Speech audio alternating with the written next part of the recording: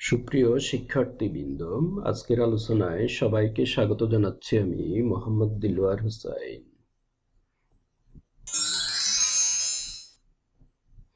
আমাদের আজকের আলোচ্য বিষয় কতিপয় বাক্যের অপপ্রয়োগ। আমরা বাক্যের অপপ্রয়োগগুলো নিয়ে আজকে আলোচনা করব।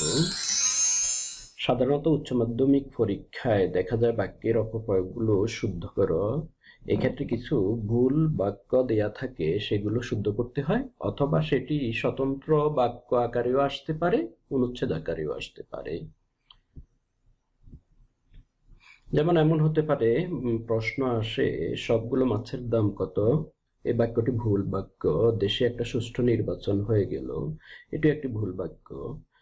এই ধরনের স্বতন্ত্র বাক্য আকারেও আসতে পারে, অনুচ্ছেদ হিসাবেও আসবে পরীক্ষায়। সেই বিষয়গুলো আমরা আজকে আলোচনা করব। যেমন একটি বাক্য হতে পারে, সকল সভাসদ বৃন্দ সবাই উপস্থিত ছিলেন। এই বাক্যে একই বিষয়কে প্রকাশ করার ক্ষেত্রে দুটি বহুবচন পদ ব্যবহার করা হয়েছে, সকল এবং বৃন্দ। সুতরাং একই বিষয়কে প্রকাশ করার ক্ষেত্রে একাধিক বহুবচন জ্ঞাপক পদ ব্যবহার করা যাবে না। তাহলে বাক্যটি হওয়া উচিত, সকল সভাসদ সবাই উপস্থিত ছিলেন, অথবা সভাসদ বৃন্দ সবাই উপস্থিত ছিলেন। যে কোনো একটিরই ব্যবহার করতে হবে। এমন হতে পারে, সবগুলো মাছের দাম কত? এটিও সব এবং গুলো দুটো ব্যবহার করা হয়েছে, তা কখনো সমর্থনযোগ্য নয়। হবে সব মাছের দাম কত, অথবা মাছগুলোর দাম কত। আবার প্রবাদ বাক্যস্থ কোনো শব্দের সমার্থক শব্দ ব্যবহার করা যাবে না। একই ভাব প্রকাশ করার পরও প্রবাদ বাক্যস্থ কোনো শব্দের বিকল্প শব্দ ব্যবহার করা যাবে না। বাক্যটি তাহলে হওয়া উচিত, দশচক্রে ভগবান বুধ। ভগবান এবং ঈশ্বর একই অর্থ প্রকাশ করার পরও ভগবানের পরিবর্তে ঈশ্বর ব্যবহার করা যাবে না। গরিবের কথা বাসি হলে ফলে, প্রবাদ বাক্যটিতে গরিবের ছিল না, ছিল মূলত কাঙ্গালের কথা বাসি হলে ফলে। সুতরাং কাঙ্গাল এবং গরিব একই অর্থ প্রকাশ করার পরও কাঙ্গালের পরিবর্তে গরিব ব্যবহার করা যাবে না। একের লাঠি দশের বোঝা। আবার অনেক সময় দেখা যাচ্ছে যে প্রবাদ বাক্যস্থ ভাবের ব্যত্যয় ঘটে এমন বিষয় প্রকাশ করা যাবে না। আসলে একের লাঠি নয়, দশের লাঠি একের বোঝা, এমনই ছিল প্রবাদ বাক্যটি। আবার এমনও দেখা যায় অনেক সময় লোকটি পৃষ্ঠ প্রদর্শন করিতে করিতে এগিয়ে আসিল। আসলে পৃষ্ঠ প্রদর্শন করিতে করিতে এগিয়ে আসা সম্ভব নয়, যখন পালিয়ে যায় তখনই পৃষ্ঠ প্রদর্শিত হয়। তাহলে বাক্যটি হওয়া উচিত, লোকটি পৃষ্ঠ প্রদর্শন করিতে করিতে পালিয়ে গেল। বাজারে এখন আর খাঁটি গরুর দুধ পাওয়া যায় না। আসলে খাঁটি গরুর দুধের প্রয়োজন গরুর খাঁটি দুধ। তাহলে বাক্যটি হওয়া উচিত, বাজারে এখন আর গরুর খাঁটি দুধ পাওয়া যায় না। বিরাট গরু ছাগলের হাট বসেছে। আসলে বিরাট গরু ছাগলের হাট নয়, সেটি হচ্ছে গরু ছাগলের বিরাট হাট। তাহলে বাক্যটি হওয়া উচিত, গরু ছাগলের বিরাট হাট বসেছে।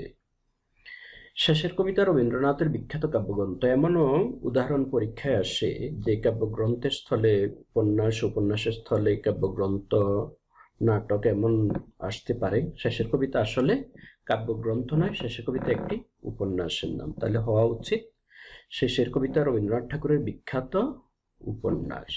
আবার এমন হতে পারে, সঞ্চিতা কাজী নজরুল ইসলামের উপন্যাসের নাম। আসলে সঞ্চিতা উপন্যাসের নাম নয়, সঞ্চিতা হচ্ছে কাব্যগ্রন্থের নাম। শরৎচন্দ্র অপরাজেয় কথা সাহিত্যিক। আমরা জানি যে শরৎ এবং চন্দ্র যখন সন্ধি করব তখন শরৎচন্দ্র হয়ে যাবে। যে ব্যাকরণ কিংবা আবেদনিকগত থেকে শরৎচন্দ্র শব্দটি সঠিক হলেও যখন আমরা কবি বা লেখকের নাম ব্যবহার করব তখন তিনি যেভাবে লিখেছেন সেইভাবে লেখাটাই বাঞ্ছনীয়। তাহলে হওয়া উচিত শরৎচন্দ্র অপরাজেয় কথা সাহিত্যিক। তিনি ব্যঙ্গে লিখতেন এইভাবে, আমরাও এইভাবে লিখতে হবে। যে কোনো কবি সাহিত্যিকের নাম ব্যবহারের ক্ষেত্রে তিনি যেভাবে লিখতেন আমাদেরকে সেইভাবেই লিখতে হবে। যেমন জসীমউদ্দিন এইভাবে অনেকে লেখেন, কিন্তু কবি জসীমউদ্দিন এইভাবে লিখতেন না। তিনি লিখতেন শয়ের সঙ্গে দীর্ঘিকার যুক্ত দিতেন, উদ্দিনের ক্ষেত্রে দ ভেঙ্গে দয়ের সাথে দীর্ঘিকার যুক্ত করতেন। যখন আমরা পল্লীকবি জসীমউদ্দিনের কথা বলবো তখন তার নিজস্ব বানানটাই আমরা এখানে ব্যবহার করব। সব পোড়ানো ঠাকুরের কাজ নয়। এমনও দেখা যায় যে বাক্যের মাঝে সাধু চলিত ভাষার মিশ্রণ ঘটে যায়, সেক্ষেত্রে সাধু চলিত ভাষার মিশ্রণটাকে গুরুচণ্ডালী বলে। সেই দোষেও দুষ্ট হতে পারে যে কোনো বাক্য, সুতরাং তা থেকে আমাদেরকে বাক্যকে রক্ষা করতে হবে। তাহলে হওয়া উচিত সব পোড়ানো নয়, সব দাহ হবে, অথবা মরা পোড়ানো ঠাকুরের কাজ নয়। সারথি ভূপতির আদেশ পেয়ে রথ চালনা করিল। আদেশ পেয়ে এবং করিল দুইটা সাধু এবং চলিত ভাষার মিশ্রণ ঘটেছে, সুতরাং হয় সাধু ভাষায় না হয় চলিত ভাষায় লিখতে হবে আমাদেরকে। তাহলে বাক্যটি এমন হওয়া উচিত, সারথি ভূপতির আদেশ পেয়ে রথ চালনা করল, অথবা সারথি ভূপতির আদেশ পাইয়া রথ চালনা করিল, এমন হতে পারে। দৈন্যতা কখনো প্রশংসনীয় নয়, যে একাধিক প্রত্যয় যুক্ত করা যাবে না। দৈন্য যদ প্রত্যয় আছে, তার সাথে আবার অতিরিক্ত তা প্রত্যয় যুক্ত করা সমীচীন নয়। তাহলে হবে দৈন্য কখনো প্রশংসনীয় নয়, অথবা দীনতা কখনো প্রশংসনীয় নয়, এইভাবে হতে পারে। অথবা তোমার সৌজন্যতায় মুগ্ধ হয়েছি, সৌজন্যতায় হবে না, সৌজন্যে মুগ্ধ হয়েছি।